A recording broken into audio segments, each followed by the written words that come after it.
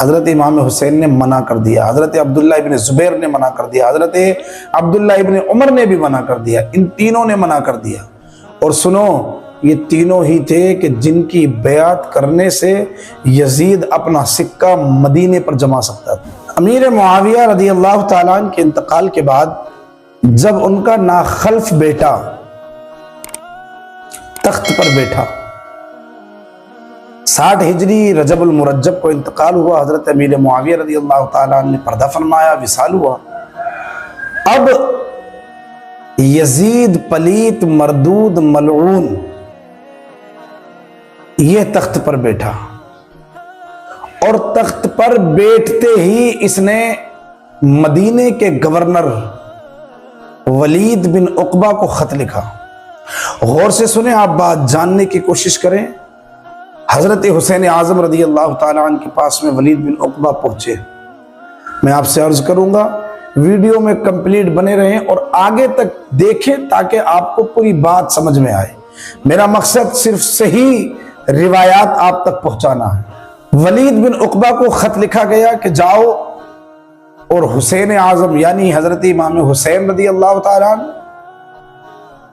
عبداللہ ابن زبیر رضی اللہ تعالیٰ عنہ، حضرت عبداللہ ابن عمر رضی اللہ تعالیٰ عنہ، ان تینوں کے حوالے سے لکھا گیا کہ پہلے حسین ابن علی، عبداللہ بن زبیر، عبداللہ ابن عمر، ان تینوں سے میری بیعت لو، ان تینوں سے کہو کہ مجھے ووٹ کرے، مجھے اپنا لیڈر مانے۔ حضرت امام حسین رضی اللہ تعالیٰ عنہ کے پاس ولید بن عقبہ آئے اور انہوں نے یزید کا یہ فرمان پڑھ کر کے سنایا، یزید کی یہ بات بتلائی کہ یزید اب تخت نشین ہو گیا ہے، امیر معاویہ کا وصال ہو گیا ہے، اب آپ یزید کی بیعت کر لیں، یزید کو لیڈر مان لیں۔ حضرت امام حسین رضی اللہ تعالی عنہ نے بالکل صاف منع کر دیا، کلیئر منع کر دیا، بالکل صاف صاف لفظوں میں ارشاد فرمایا ہرگز نہیں ہو سکتا۔ اور بات کیا ہے، کیوں منع کیا؟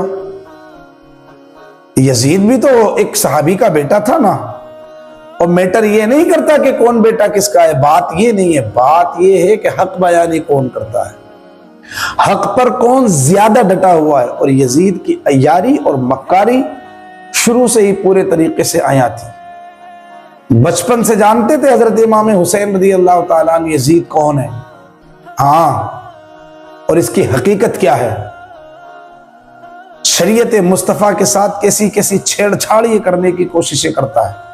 حضرت امام حسین نے بالکل صاف انکار کر دیا۔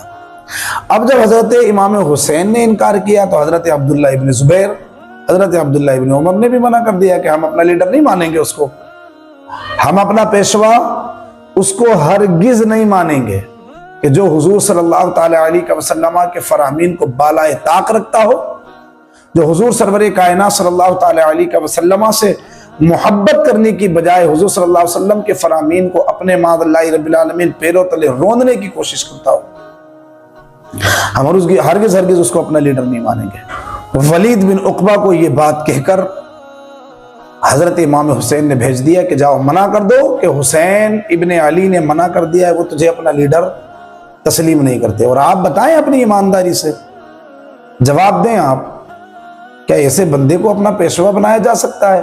اور اب سبق حاصل کرنے کی ضرورت ہے ہمیں، ذرا سی گڈی دیکھ کر کے ہمارا ایمان ڈگمگا جاتا ہے، ذرا سا روب اور دبدبا دیکھ کر کے ہم ڈر جاتے ہیں، گھبرا جاتے ہیں۔ اور کربلا حضرت امام حسین رضی اللہ تعالی عنہ کی پوری زندگی ہسٹری ہمیں یہ بتلاتی ہے کہ جب بھی مصیبت آئے اس سے گھبرانے کی ضرورت نہیں، اس کا سامنا کریں، پریشان ہو کر کے بھاگنے کی ضرورت نہیں۔ امام حسین نے منع کر دیا، جا، میں کسی ظالم کے ہاتھ میں اپنے ہاتھ کو نہیں دے سکتا۔